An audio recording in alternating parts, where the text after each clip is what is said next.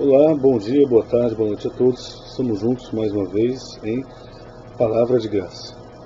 Então, na verdade é um trocadilho, né? Porque eu não estou recebendo nada por isso daí. Realmente é uma palavra de graça. E ao mesmo tempo é uma palavra, entendeu, de graça, no sentido de realmente transmitir a graça do Senhor, a sua misericórdia, aquilo que realmente nós não merecemos. Para mim é muito bom, entendeu, falar isso, porque eu sou professor, né, já faz um bom tempo, eu atuo, por exemplo, na área de História, Geografia, Ciências Sociais, Filosofia, né, e a gente, quando traz, por exemplo, algum conhecimento assim, nós temos que, de certa forma, entendeu, nos prendermos, né, à descrição que a ciência, entendeu, apresenta em relação aos fatos, né.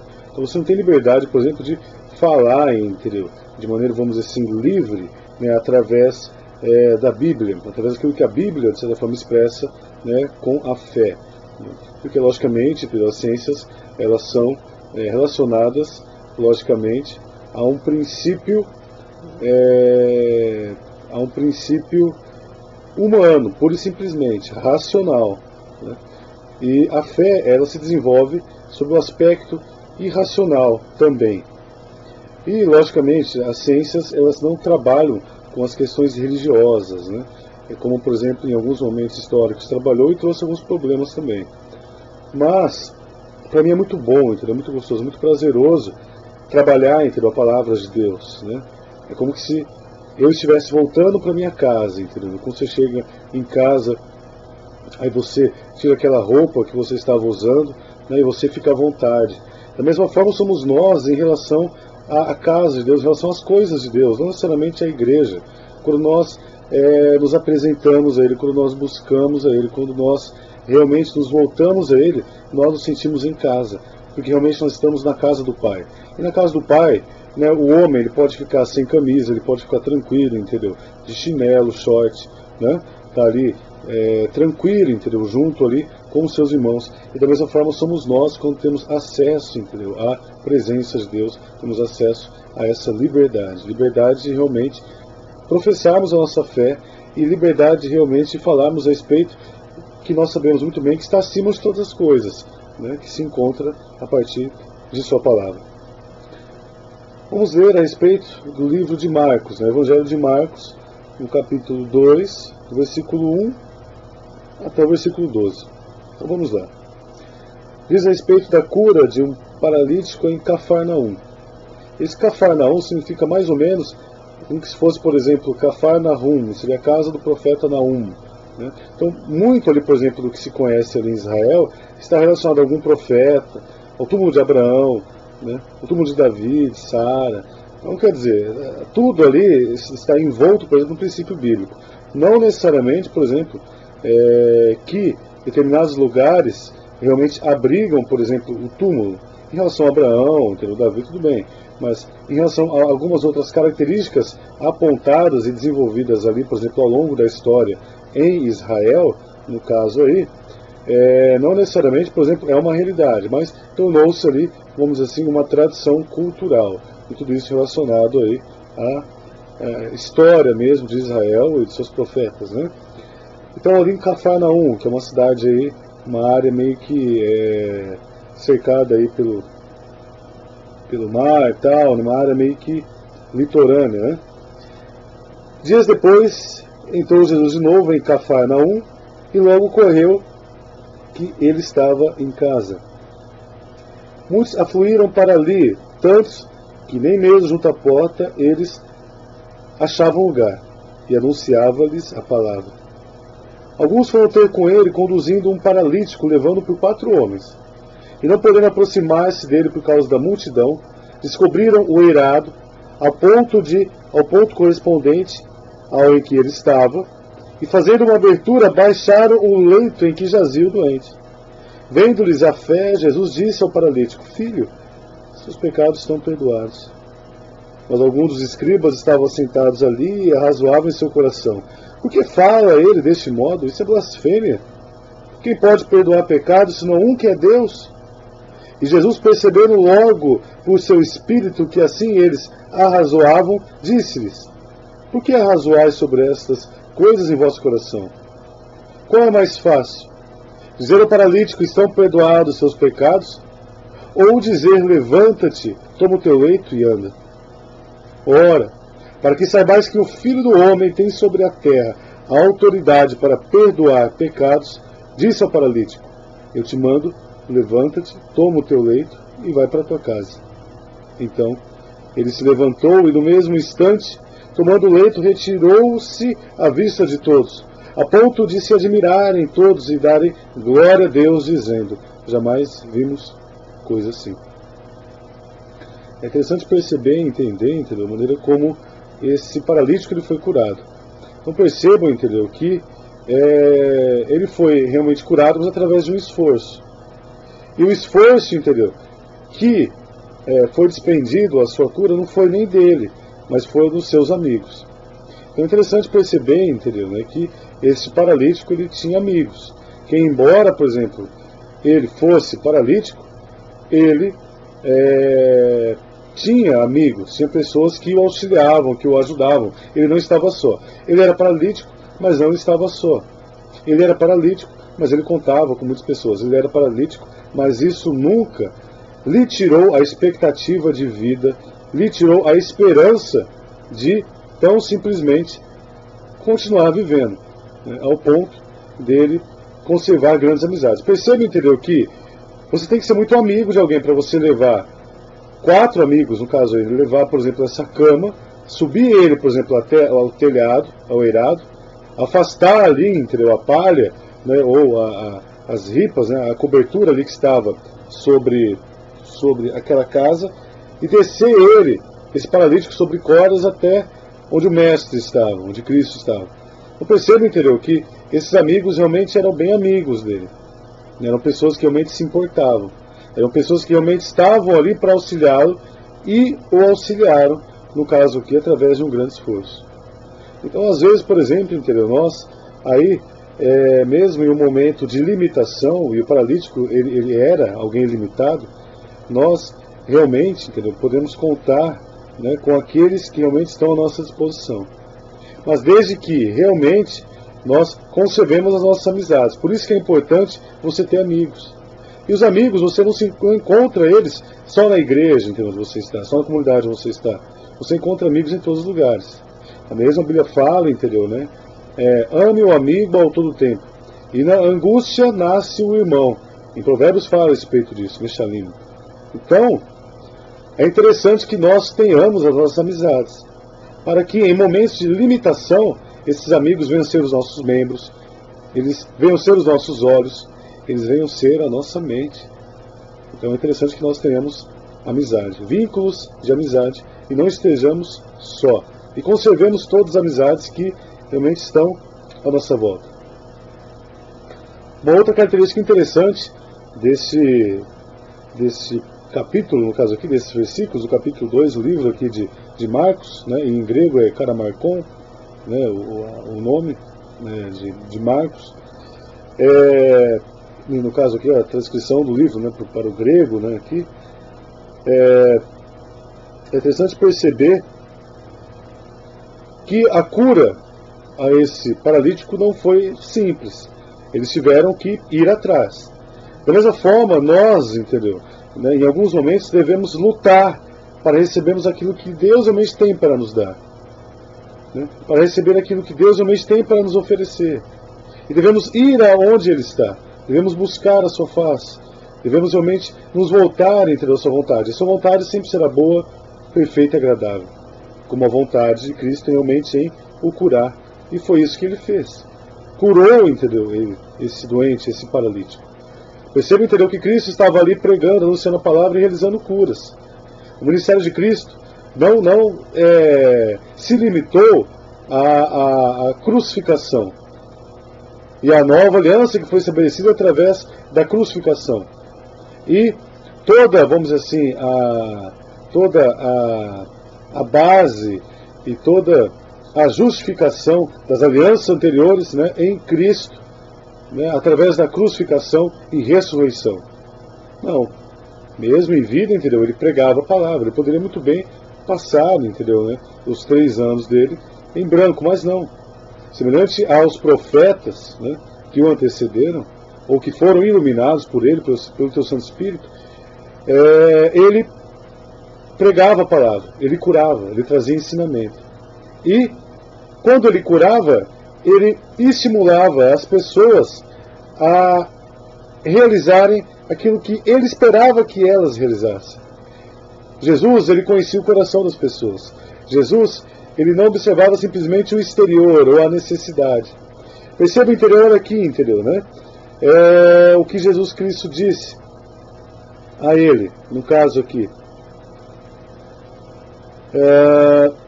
Vendo-lhes a fé, quer dizer, Jesus Cristo observou a fé deles e do próprio paralítico, entendeu? Em se aproximar dele dessa forma, disse ao paralítico: filho, os seus pecados estão perdoados.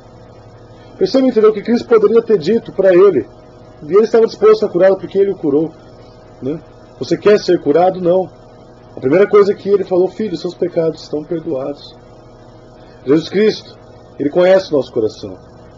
Ele sabe, por nós realmente temos em nós a certeza que somos pecadores, somos impuros, não somos dignos de bênção alguma, e na verdade realmente não somos.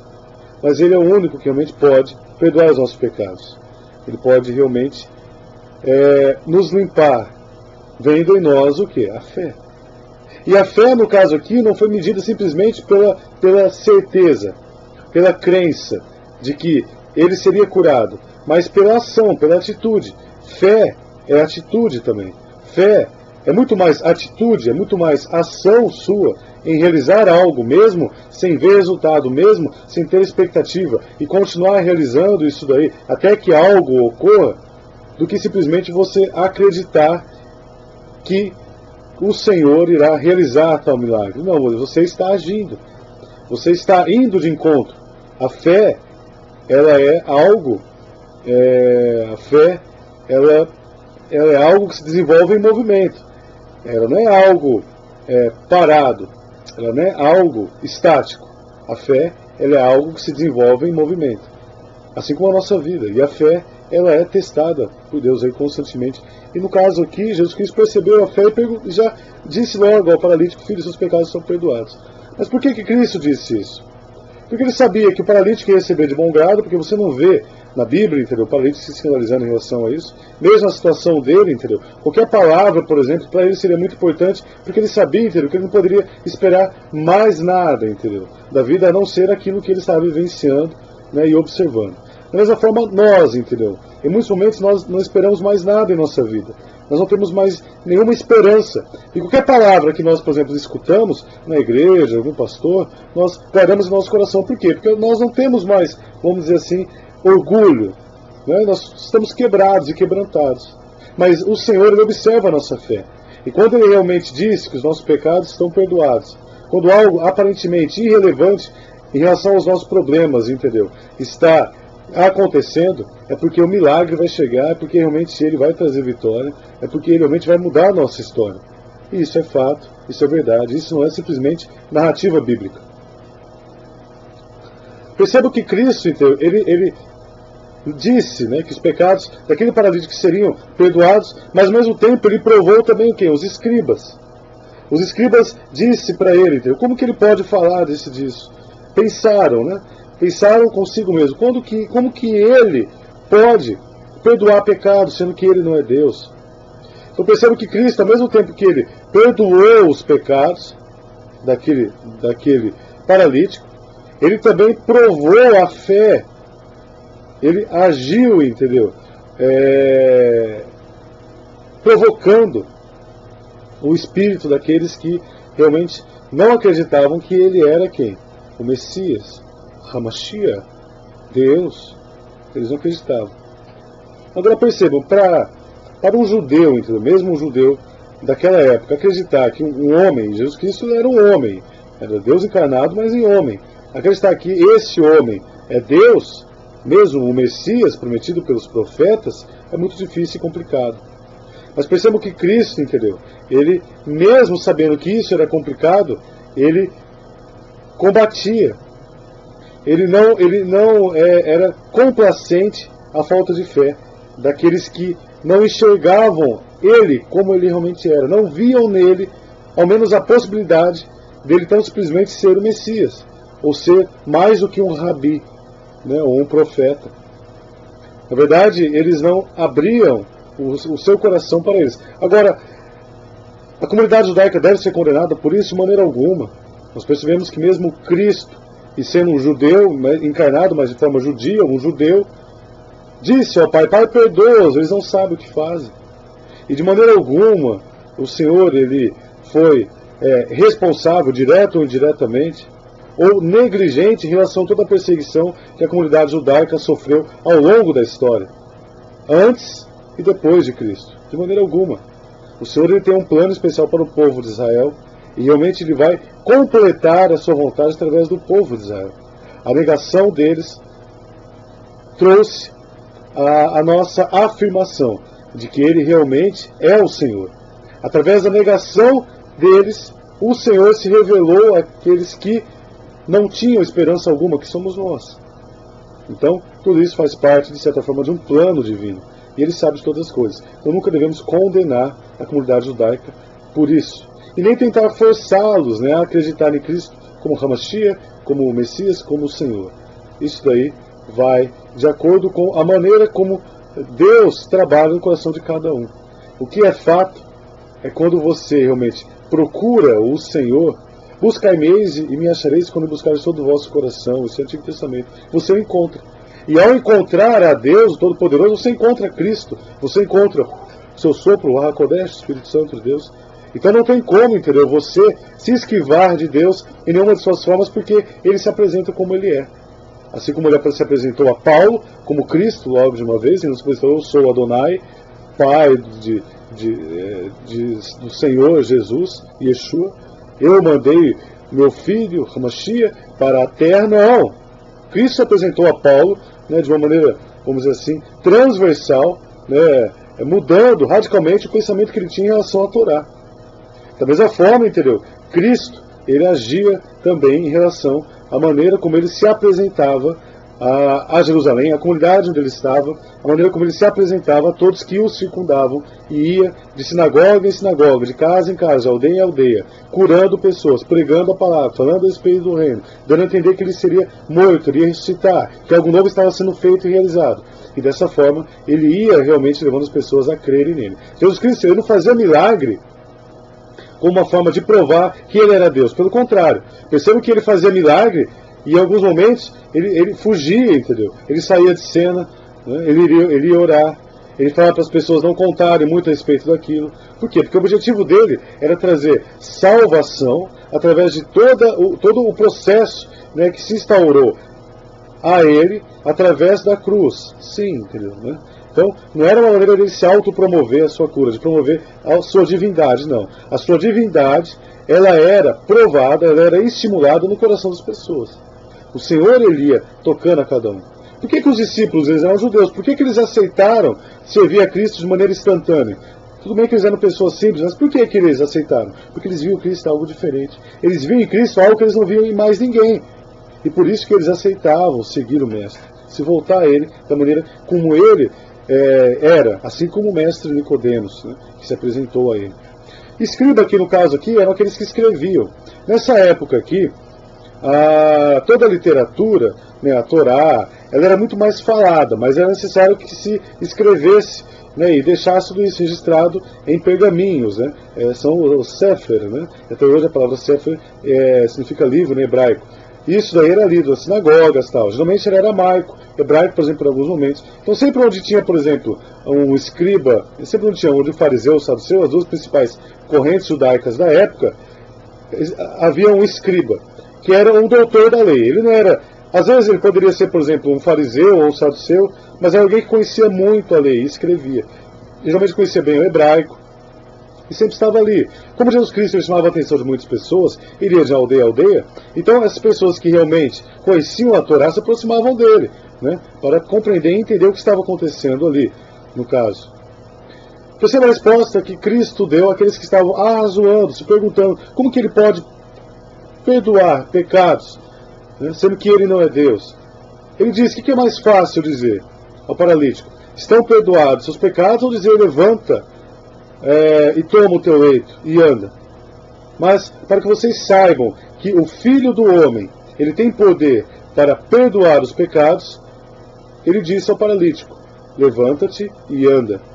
Da mesma forma, o paralítico andou e levantou, e muitos se maravilharam por aquilo que aconteceu, e realmente nunca tinham visto tal coisa, quer dizer, ficaram maravilhados. Percebam, entendeu, que o maior milagre do Senhor Cristo não foi a cura física estabelecida sobre o paralítico, mas a cura interior, os pecados sendo perdoados. E, de certa forma também, a maneira como ele mexeu, a maneira como ele aí agiu sobre os escribas, né? Chamou a atenção dos escribas para aquilo que estava acontecendo, para deixar bem claro que perdoar pecado é muito mais difícil do que curar. E ele estava disposto, realmente, assim como hoje em dia está disposto, a te limpar, a perdoar os seus pecados, a mudar a sua história, a mudar a sua vida e te curar. Te curar fisicamente, te curar espiritualmente. Curar você em todos os sentidos. Jesus Cristo mesmo ontem, hoje e sempre, está disposto a realizar isso. Mas se ele não realizar, olha, a vontade de Deus é soberana, está acima de todas as coisas. Mas pensem comigo, entendeu? Ele quer realizar, ele quer te abençoar, ele quer te curar. Né? Ele quer realmente realizar o melhor dele em sua vida.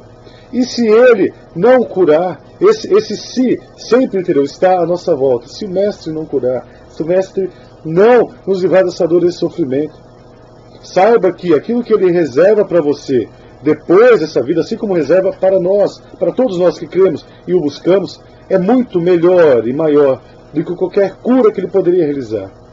Mas não se esqueça, milagres não são coisas, não são acidentes em nossa vida. Milagres não são coisas que acontecem de vez em quando. Não. Os milagres, eles são constantes. A nossa vida é um milagre. O fato de tão simplesmente recebermos tantas bênçãos de Deus cotidianas é um milagre. O fato de tão simplesmente sermos agraciados por Deus através de sua presença é um milagre. Tudo é milagre de Deus. Os milagres não são acidente em nossas vidas. Os milagres, eles são constantes.